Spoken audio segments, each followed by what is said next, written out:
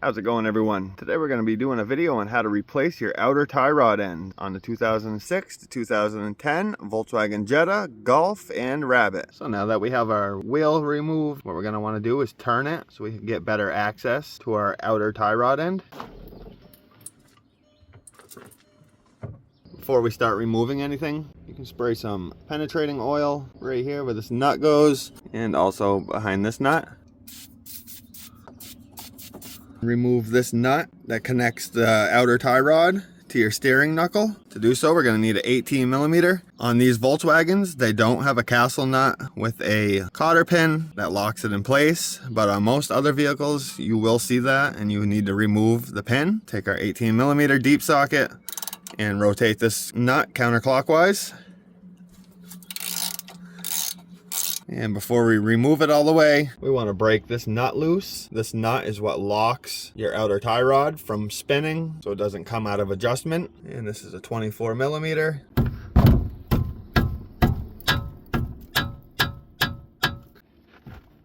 And once it's broke loose like that, that's all you need to do. So when you're loosening your tie rod, if it starts to spin inside and you can't get your nut off, there's two things you can do. On these OEM tie rods, you can use a 7/32 hex bit and put it in the bottom, and that will stop it from spinning. You will just have to use a wrench to finish loosening this nut up. Or your second option is to grab a wrench or an adjustable wrench and pull this up and pull pressure on it and then start loosening the nut, and that will stop the stud from spinning as well. And now we can continue removing this nut.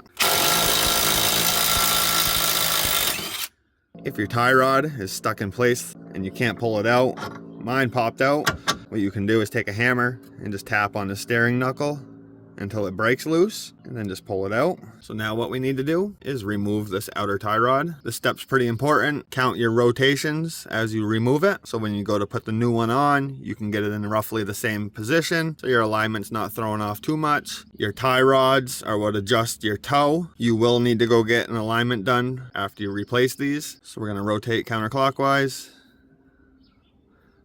That'll be 1, 2, 3, 4, and just keep doing so until it comes off.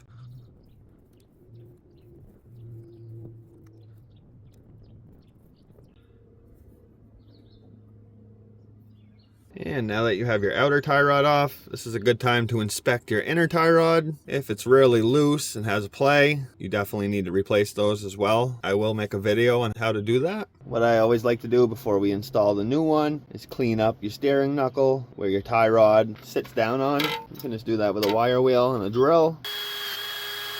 So grab your new outer tie rod. As you can see, I'm putting my old one back on. I make a lot of these videos for educational purposes only, so I take vehicles apart when they don't even need to really be fixed, just to help some of you guys out and save some money. Get it threaded on to your inner, and I did 19 rotations taking this off. 1, 2, 3, 4, 5, and so on.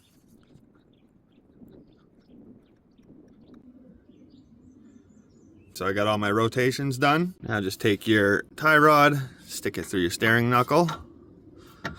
Your new outer tie rod should have came with a new nut, so go ahead and put that on.